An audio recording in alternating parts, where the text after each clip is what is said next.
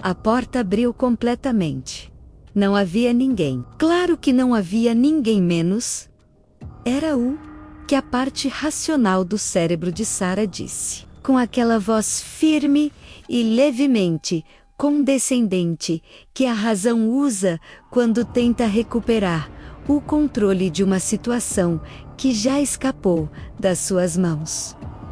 É uma casa velha, madeira trabalha, corrente de explicações limpas, funcionais, do tipo que fecha o assunto e permite que a vida continue. Sarah ficou parada no corredor por 45 segundos, sem conseguir dar um passo em nenhuma direção. O quarto de hóspedes estava escuro, de um jeito que não batia com a hora. Ela sabia disso porque conhecia aquele quarto.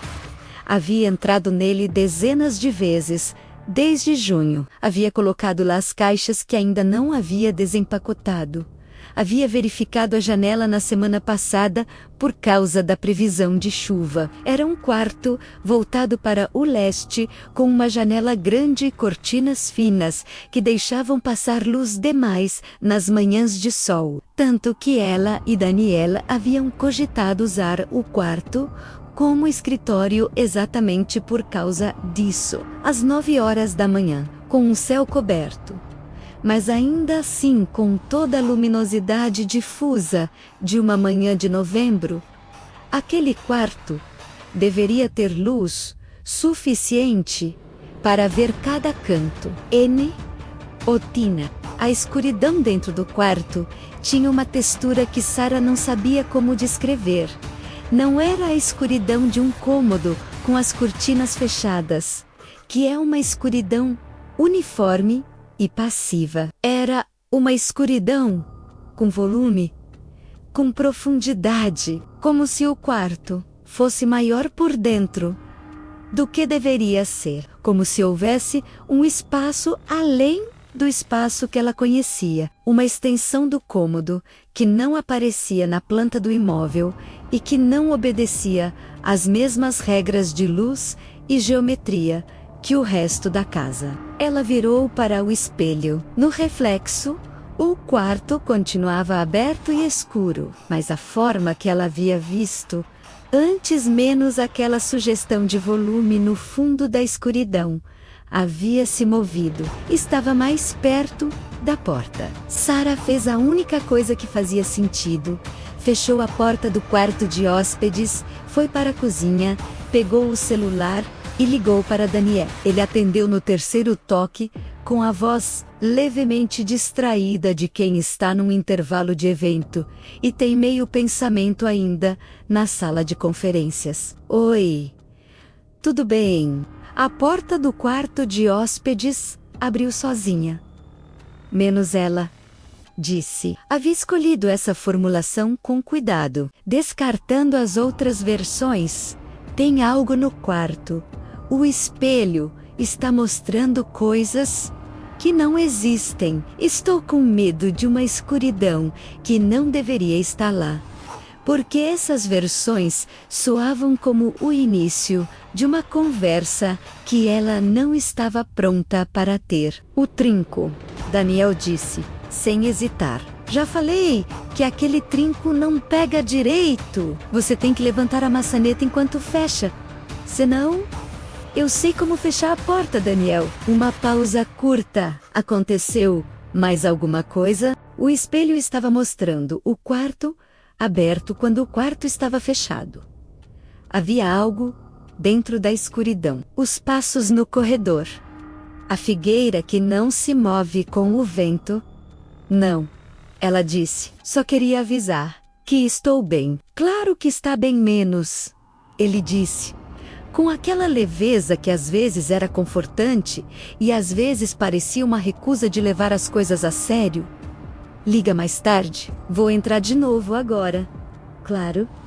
Ela desligou, ficou olhando para o celular na mão por um momento, e então abriu o navegador e digitou o endereço da casa. Havia feito isso antes.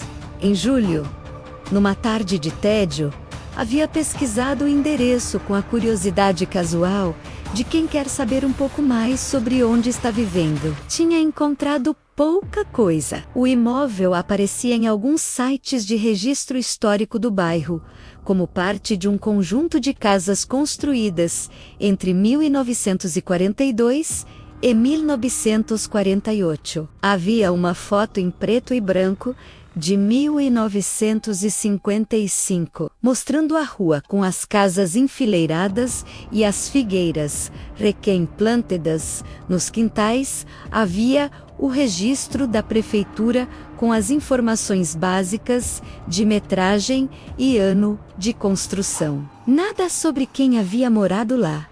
Nada sobre por que havia ficado vazia por 18 anos. Naquela manhã de novembro, Sara pesquisou com mais intenção. Adicionou palavras ao endereço: história, moradores, 1990. 2005, mudou de ângulo. Pesquisou o nome do proprietário anterior, que havia aparecido na documentação do imóvel. Rodolfo Aceredo Meireles, 72 anos no momento da venda, havia vendido a casa por um preço abaixo do mercado para uma imobiliária que havia ficado com o imóvel por 3 anos antes de repassar para Sara e Daniel. O nome Rodolfo Meireles aparecia em 2 resultados relevantes. O primeiro era uma nota de falecimento num jornal local de 2019. Menos, ele havia morrido aos 75 anos, 3 anos após a venda, de causas não especificadas. A nota era curta, sem foto, com poucos detalhes além do nome e da data. Não mencionava a família. O segundo resultado levou um momento para Sara entender o que estava lendo. Era um fórum de história local.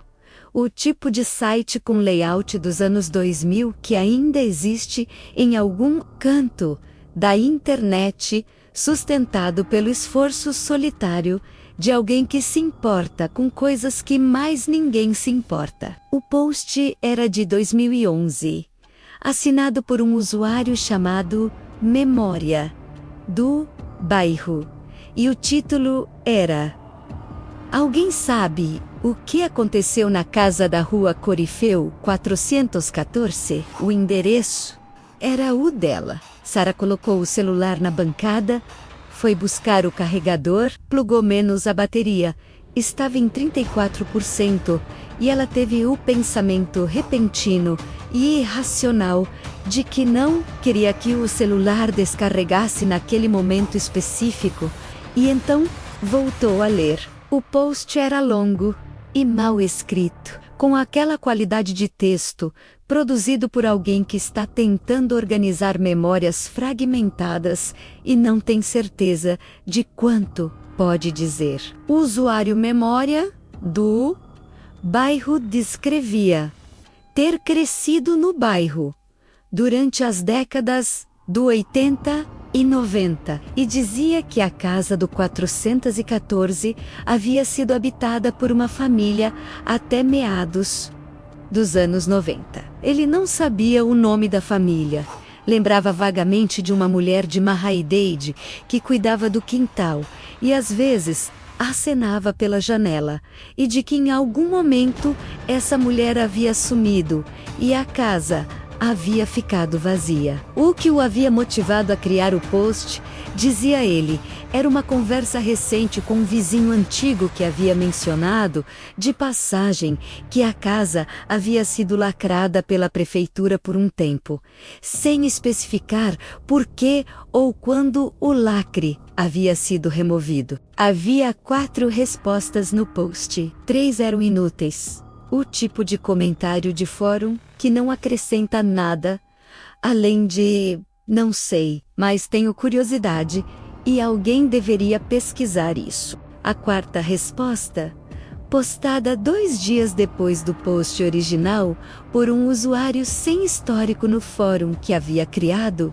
conta aparentemente só para responder aquilo. Dizia: Eu sei o que aconteceu. Trabalhei na prefeitura na época. Não vou colocar tudo aqui, mas posso dizer que a família saiu e o Rodolfo ficou. Ficou por anos depois, que não devia mais ficar. Quando a gente entrou para fazer a vistoria, antes de lacrar, ele disse que não conseguia sair. Não que não queria, que não conseguia, a casa não deixava. Levamos ele na força e ele ficou gritando na rua até a ambulância chegar. Nunca voltou. Acho que não queria. Acho que sabia que se voltasse a casa, não ia deixar ir de novo. Não mexe nessa casa. Abaixo, em itálico menor, a data do post 14 de março de 2011, abaixo da data em letras vermelhas, automáticas, do sistema do fórum. Este usuário foi banido. Sara ficou olhando para a tela por um longo momento. Do corredor, chegou o som do espelho. Não um barulho alto, menos apenas o som seco e discreto de algo se ajustando. Madeira contra parede, o tipo de som que uma moldura faz quando se move. Sara reconhecia esse som agora. Havia ouvido na semana passada, sem identificar, havia ouvido no mês anterior, sem prestar atenção. Havia ouvido possivelmente dezenas de vezes desde junho e catalogado em alguma gaveta de sons normais de casa velha sem examinar o conteúdo. Ela foi até o corredor. O espelho estava torto de novo, mesmo ângulo, mesma inclinação precisa para a esquerda. No reflexo, o corredor estava igual menos assoalho, portas, janela do fundo, exceto que a janela do fundo, no reflexo, estava aberta. Sara olhou para a janela real, fechada, trancada inclusive. Ela podia ver a trava girada na posição horizontal. Olhou para o espelho. No reflexo, a janela estava aberta, e através dela entrava uma luz que não era a luz cinza daquela manhã nublada. Era uma luz mais antiga, mais amarelada, do tipo de luz que vem de uma tarde de outro tempo. E lá fora, no quintal que aparecia no reflexo pela janela aberta, a figueira estava diferente, maior, muito maior do que a figueira real no quintal, com galhos que se espalhavam além do que a perspectiva do quintal deveria permitir, e nas raízes que no reflexo apareciam aflorando a terra de um jeito que não acontecia no quintal real, havia algo que Sara precisou de alguns segundos para identificar: marcas, arranhões fundos na madeira das raízes expostas, regulares demais para serem acidentais, no padrão específico de quem usou as unhas, de quem tentou se segurar, de quem foi arrastado para dentro. Sara descolou os olhos do espelho com um esforço físico que ela não esperava, como se olhar para aquele reflexo tivesse um peso gravitacional próprio, uma atração que aumentava quanto mais tempo você ficava. Deu 3 passos para trás até sentir a parede do corredor nas costas e ficou assim, respirando, olhando para o espelho de longe. Do quarto de hóspedes, atrás da porta fechada, veio um som baixo, rítmico, como alguém batendo a palma da mão devagar contra a madeira. 1 vez, 2, 3, e então parou. E no silêncio que ficou, Sara ouviu. Ou achou que ouviu, ou não quis saber se havia ouvido de verdade. Uma voz do outro lado da porta, velha, rouca, com aquela qualidade de som que passa por muita coisa antes de chegar até você. 2 palavras apenas. Ela sabe. Sara pegou as chaves do carro, a bolsa, o celular, com 41% de bateria. Foi até a porta da frente. A maçaneta girou normalmente. A porta abriu normalmente. O ar frio da manhã de novembro entrou normalmente no corredor. Ela saiu, desceu os 3 degraus da entrada, caminhou até o carro sem olhar para trás.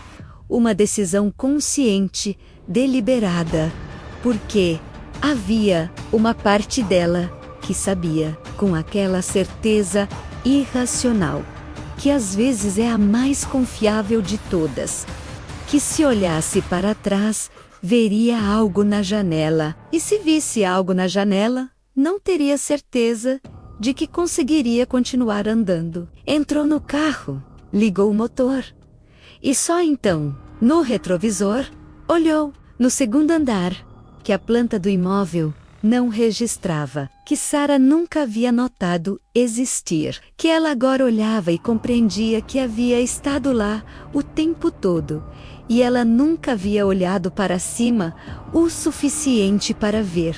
Havia uma janela e, na janela havia uma silhueta. Parada, olhando. Sara tirou o carro da garagem e foi embora. Mas enquanto dobrava a esquina e a casa desaparecia do retrovisor, ela teve o pensamento que ficaria com ela por dias, que ela repetiria de madrugada enquanto tentava dormir no quarto do hotel, onde ficaria naquela noite e nas noites seguintes. Eu moro aqui. Minha vida está nessa casa. Eu vou ter que voltar.